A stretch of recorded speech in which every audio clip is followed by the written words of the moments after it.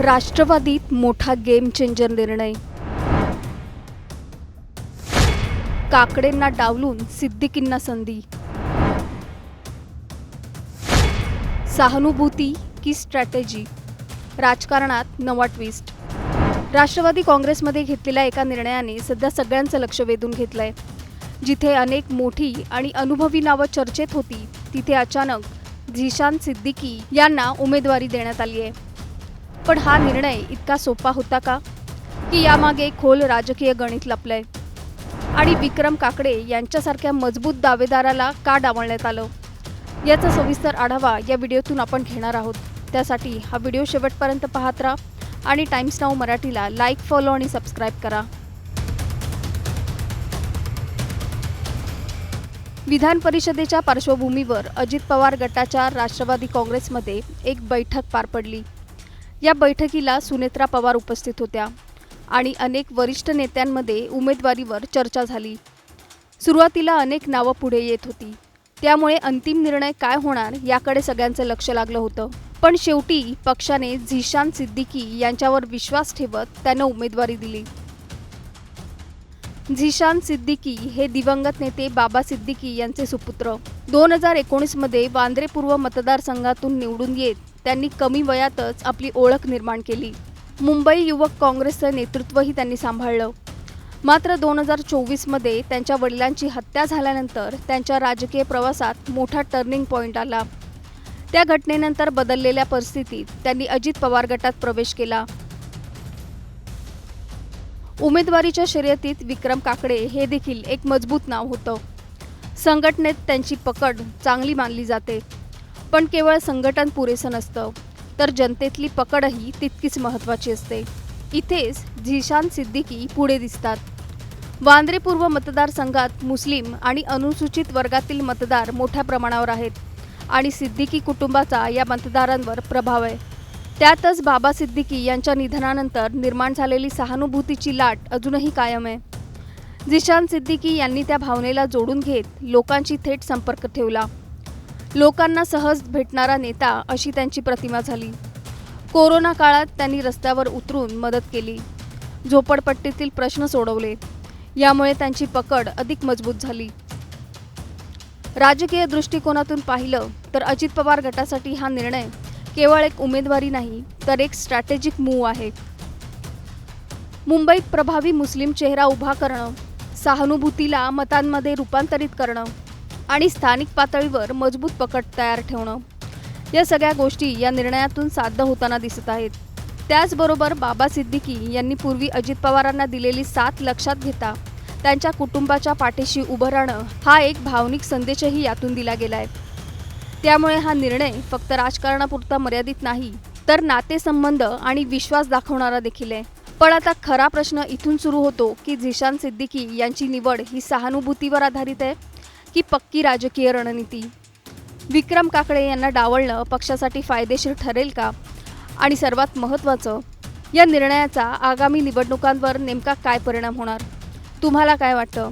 हा master stroke आहे की रिस्की मूव्ह? तुमचं मत आम्हाला कमेंटमध्ये नक्की सांगा आणि चॅनलला सबस्क्राईब करा.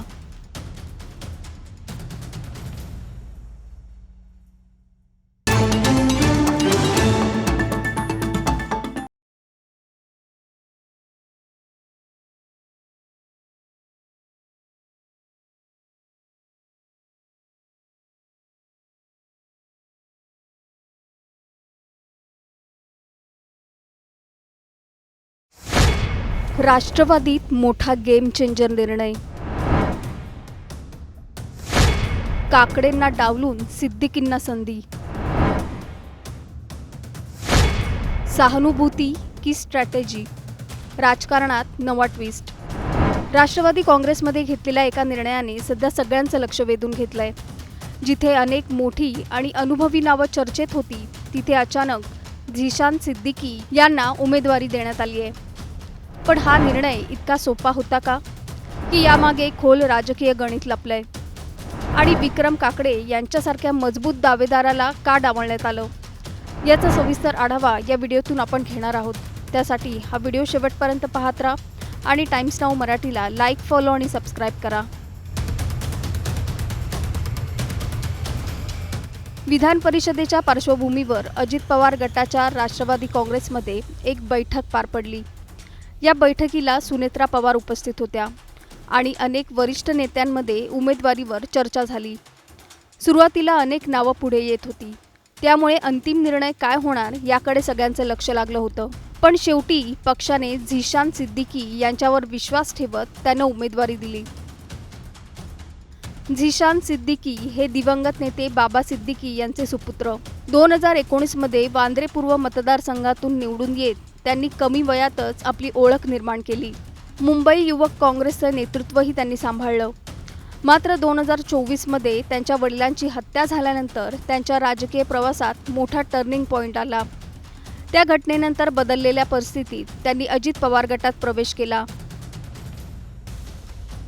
उमेदवारीच्या शर्यतीत विक्रम काकडे हे देखील एक मजबूत नाव होतं। संघटनेत त्यांची पकड चांगली मानली जाते, पण केवळ संघटन पुरेसं नसतं, तर जनतेतली पकडही तितकीच महत्त्वाची असते। इथेच झिशान सिद्दीकी पुढे दिसतात। वांद्रे पूर्व मतदारसंघात मुस्लिम आणि अनुसूचित वर्गातील मतदार मोठ्या प्रमाणावर आहेत आणि सिद्दीकी कुटुंबाचा या मतदारांवर प्रभाव आहे। त्यातच बाबा सिद्दीकी यांच्या निधनानंतर निर्माण झालेली सहानुभूतीची लाट अजूनही कायम आहे। झिशान सिद्दीकी यांनी त्या भावनेला जोडून घेत लोकांशी थेट संपर्क ठेवला। लोकांना सहज भेटणारा नेता अशी त्यांची प्रतिमा झाली। कोरोना काळात त्यांनी रस्त्यावर उतरून मदत केली, झोपडपट्टीतील प्रश्न सोडवले, यामुळे त्यांची पकड अधिक मजबूत झाली। राजकीय दृष्टिकोनातून पाहिलं तर अजित पवार गटासाठी हा निर्णय केवळ एक उमेदवारी नाही, तर एक स्ट्रॅटेजिक मूव्ह आहे। मुंबईत प्रभावी मुस्लिम चेहरा उभा करणं, सहानुभूतीला मतांमध्ये रूपांतरित करणं आणि स्थानिक पातळीवर मजबूत पकड तयार ठेवणं, या सगळ्या गोष्टी या निर्णयातून साध्य होताना दिसत आहेत। त्याचबरोबर बाबा सिद्दीकी यांनी पूर्वी अजित पवारांना दिलेली साथ लक्षात घेता त्यांच्या कुटुंबाच्या पाठीशी उभं राहणं हा एक भावनिक संदेशही यातून दिला गेलाय। त्यामुळे हा निर्णय फक्त राजकारणापुरता मर्यादित नाही, तर नातेसंबंध आणि विश्वास दाखवणारा देखील आहे। पण आता खरा प्रश्न इथून सुरू होतो की झिशान सिद्दीकी यांची निवड ही सहानुभूतीवर आधारित आहे की पक्की राजकीय रणनीती? विक्रम काकडे यांना डावलणं पक्षासाठी फायदेशीर ठरेल का? आणि सर्वात महत्त्वाचं, या निर्णयाचा आगामी निवडणुकांवर नेमका काय परिणाम होणार? तुम्हाला काय वाटतं? हा मास्टर स्ट्रोक आहे की रिस्की मूव्ह? तुमचं मत आम्हाला कमेंटमध्ये नक्की सांगा आणि चॅनलला सबस्क्राईब करा।